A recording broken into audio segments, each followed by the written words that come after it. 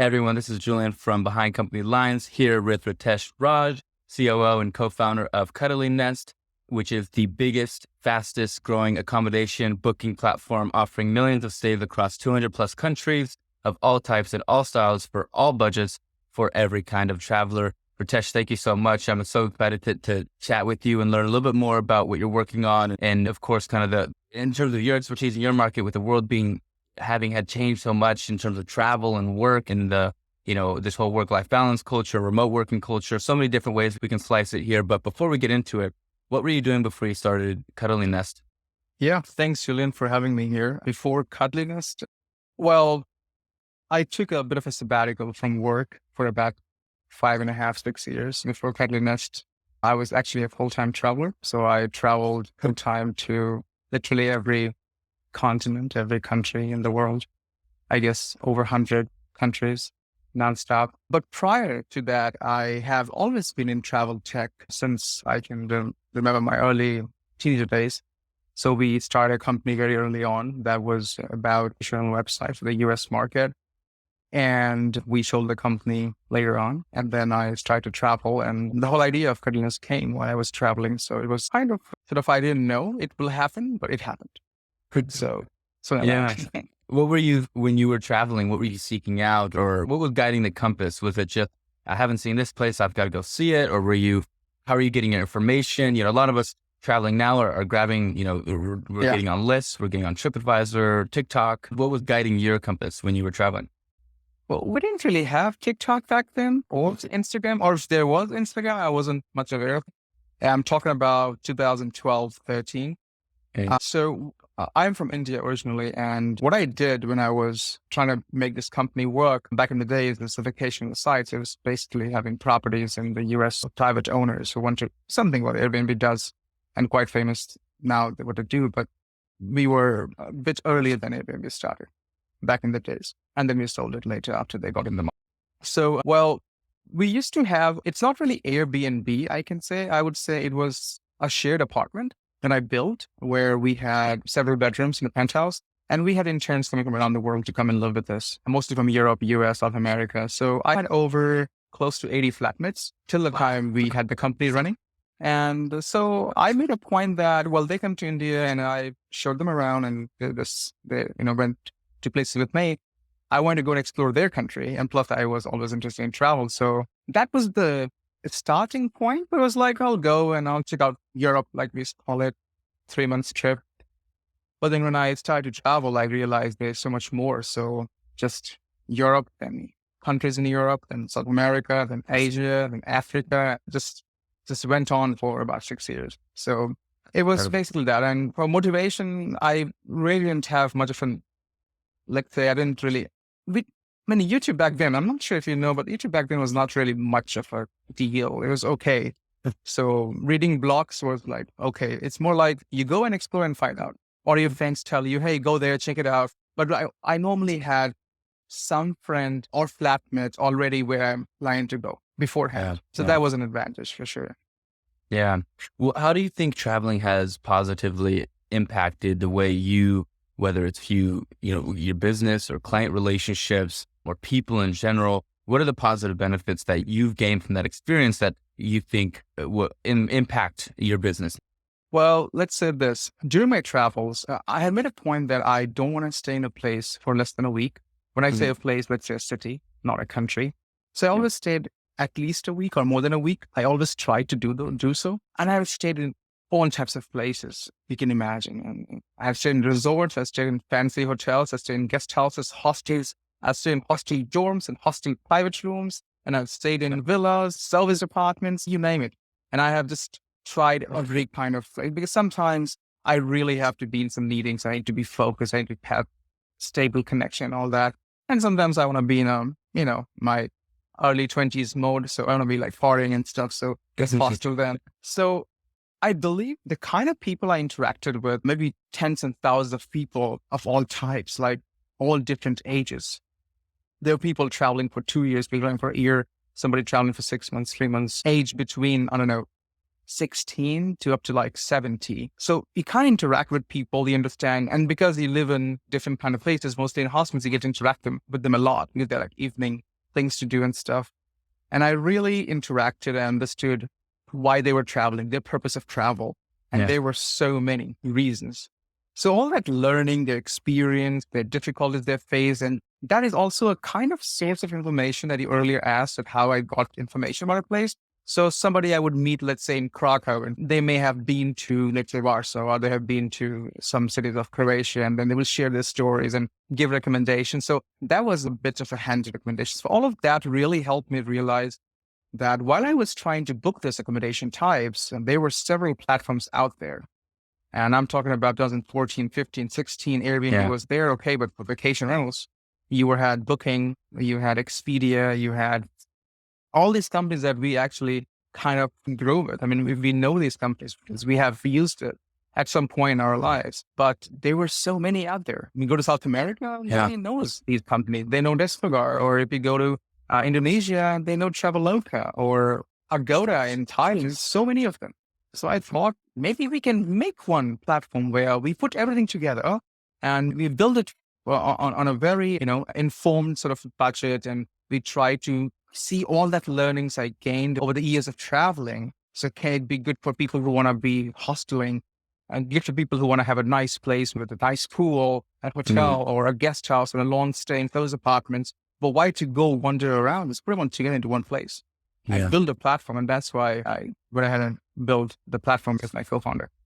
Yeah. What was the challenge of, taking all those technologies or all these pre-existing companies that were, in all these different areas and plugging them into, it's almost like you're creating an API to then integrate all these different pieces of information. What are the challenges, and where do you get the information from that is publicly available or publicly extractable? First of all, they are not publicly extractable. That's first. Second, we don't really partner with Booking or Airbnb or Traveloka. We don't work with them. Here's the part. I mean, it is so complicated to build something. I'll give you an example of a complication.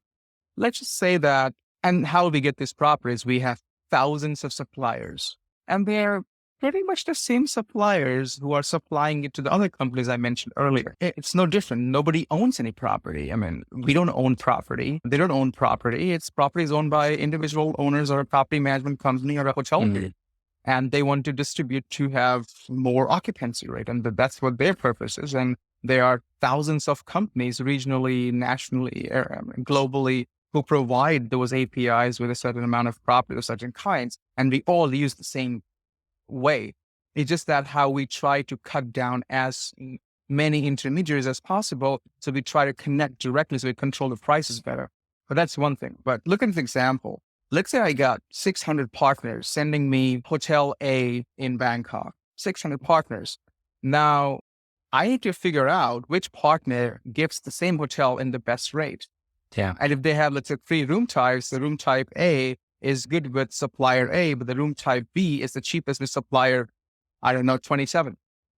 So how do you scan those? How do you figure out those are the same property? So you have to build scanning tools. You have to train AI models, and you have to make sure that you don't have duplicates coming in a system. There's so much of complexity to it. We have worked in the last 4 years of building the company. We have worked with thousands and thousands of individual owners, hundreds of suppliers, different kinds of switches and channel managers and property management systems. It's just a lot of work that put together to really build something that can really go and have people book places of all types. Yeah.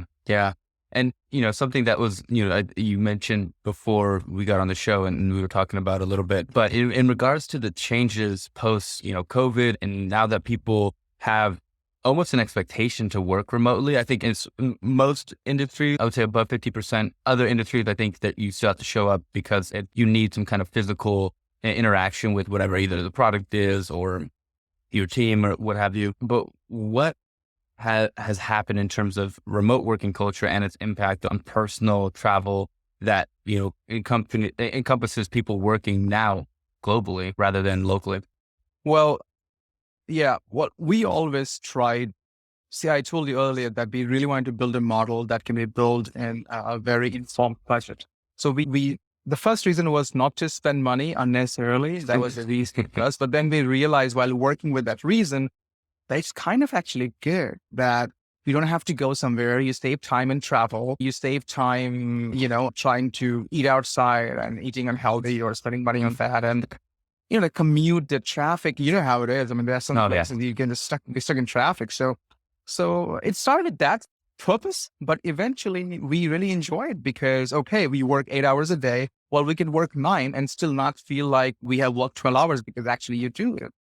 Get ready, prepare yourself. I'm not saying you don't have to get ready, but I mean, like, if you got meetings going on with a video call like this, okay, I put a t-shirt on. I don't have to get a suit on every day as I have to. I go to a corporate office. So I think it's a matter of that and how it started. But eventually I see a lot of potential and I see how people were so happy internally to do so. And then, of course, the COVID happened. Things did change a little bit. People start to feel that being home was not an option, but it's a compulsory, mandatory thing. You need to be there. And we coped up quite well with that. But yes, people also have changed their travel trends, of course, and not traveling. There are a lot of ifs and buts, countries, regions, depending on rules, regulations, flights, expense, all of that. Yeah. A lot of variables. But I can tell you, I could fly to my home country in the past for about 500, but now I can't fly for less than 1,000. Yeah. Does that affect me? Maybe. But does it affect, let's say, 1,000 other people? Possibly a lot more, or the different kind of people. But it does affect. It does makes you think twice about, oh, do you want to go 4 times a year or like 2 times a year? Yeah. Is that a function of the supply decreasing because a lot of companies, had to maybe either dissolve or get rid of some of their planes, or is it a function of capitalizing on demand, on people now wanting to travel more, and companies seeing the advantage in just increasing their margin and their prices on, on individuals that want to go places? I will answer that. I'll tell you first that I'm not an expert on airlines, but I do understand how they work because we are about to offer flight bookings next year. It's starting hopefully next winter. So I believe that, look, I mean, you have a standard process. You got SOP going on. Suddenly your whole, you try to go and accumulate a certain amount of money or profits and you don't have that. And then suddenly everything dropped and you can't just keep letting people go. And you did that. I mean, during the time period, we had a lot of people losing their work and the airline industry. So I think they're just trying, they know people want to travel because they've been kind of like jailed in their houses for like 2 years almost. And they feel that urge of traveling and they're like, I don't know if revenge travel is a good word to use here, but they have like, I want to travel. I don't care. I want to go just anywhere. I mean, this summer, it was an immense amount of bookings that came in. It was just unimaginable. People were traveling everywhere. Yeah. I don't know if you heard news about, in some countries, airports were so packed up. People had to stay out of the airport for like an hour, queued up to get inside the airport and they would miss their flight. They couldn't handle it anymore. I mean, it was immense amount of travelers. So yeah, I mean, they just want to, it's like a cash cow. They just want to cash in as much as they can because I would still pay $1,000. I want to see my family more than ever after the COVID. So I will go. And I'm pretty sure people will just not have choice, but they want to go. So I think they are taking advantage of this right now. And let's see for how long they can before they come back to the 2019 levels. Yeah. Yeah. What do you think, or I guess, what have you deployed in terms of strategies or like kind of go-to-market strategies to, to kind of carve your niche in such a Red Sea kind of industry? There's a lot of booking sites, as you mentioned, and I think you've got a great goal in creating a collective, database of information to where not only you could learn, but you can book and travel and go places. But it's difficult, right? There's a lot of competitors out there, and making everybody talks about having that one tagline that's going to help people associate that with your product or a certain experience with your product. How have you got about kind of carving your kind of making your name kind of well known within the space that's has a lot of other players in it?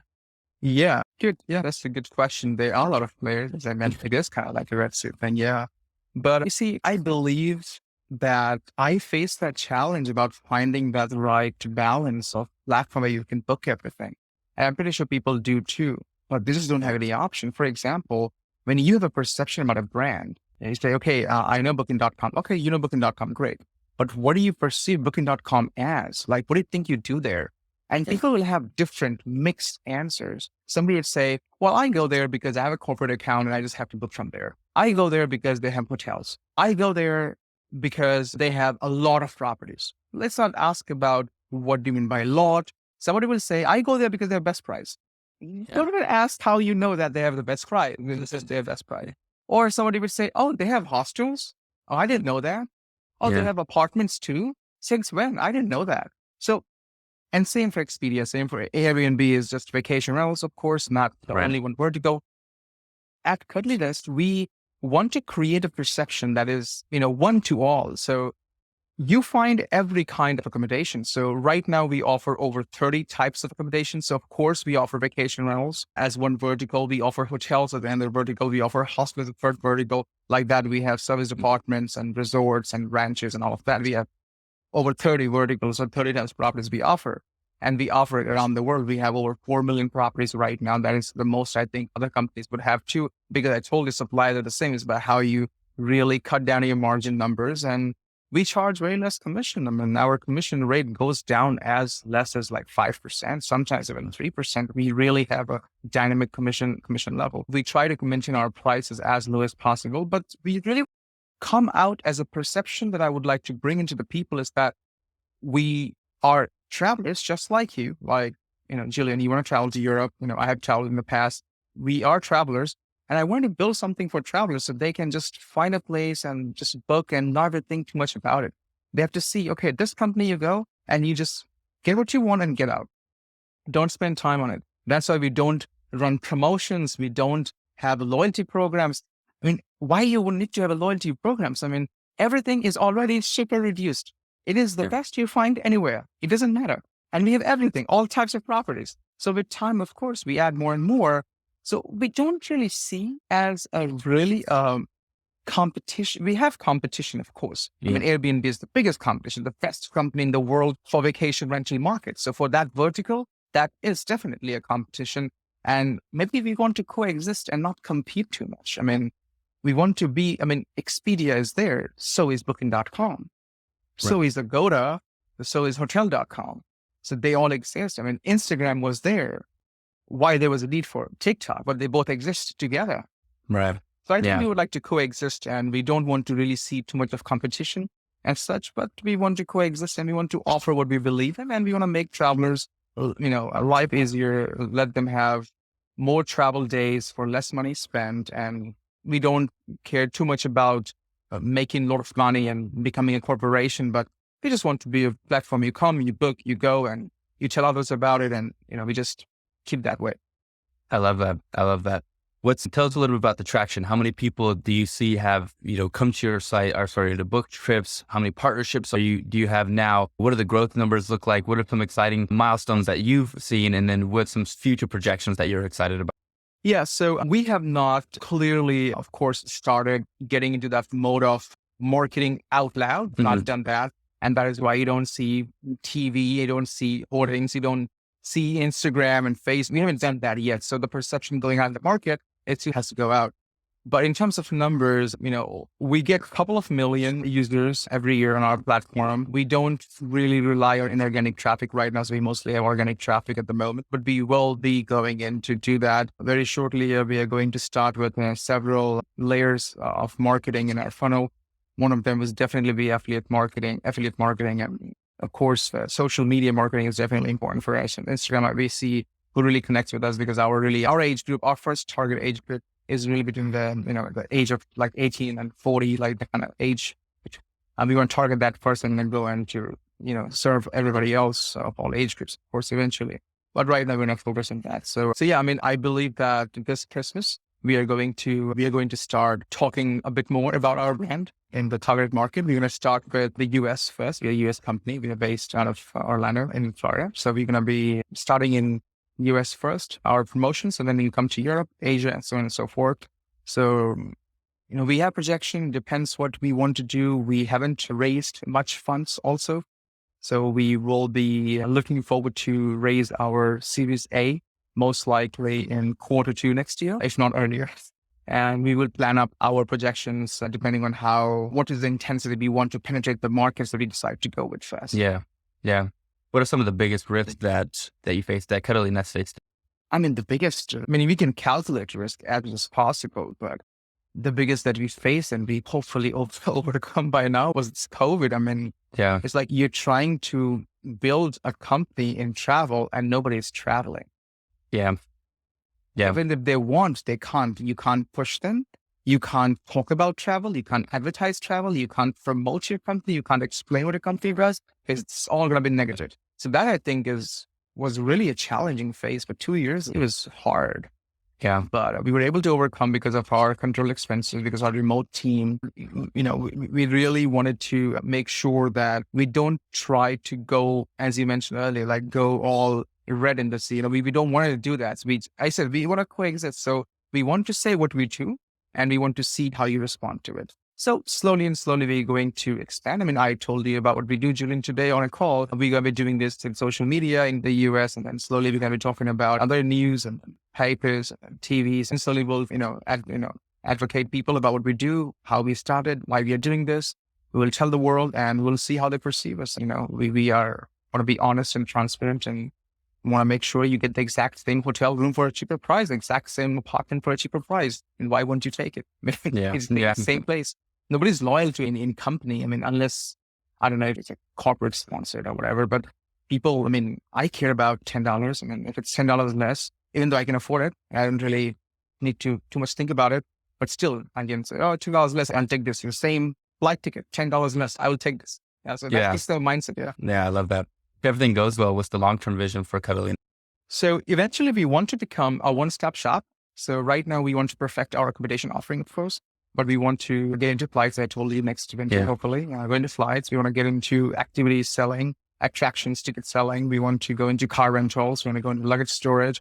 And then eventually we want to be able to combine them all together. So right now you don't have to wander around. Hopefully in the coming, you just come to CuddlyNest.com, you book your kind of place you want to book, whatever the budget you have, you book it right here.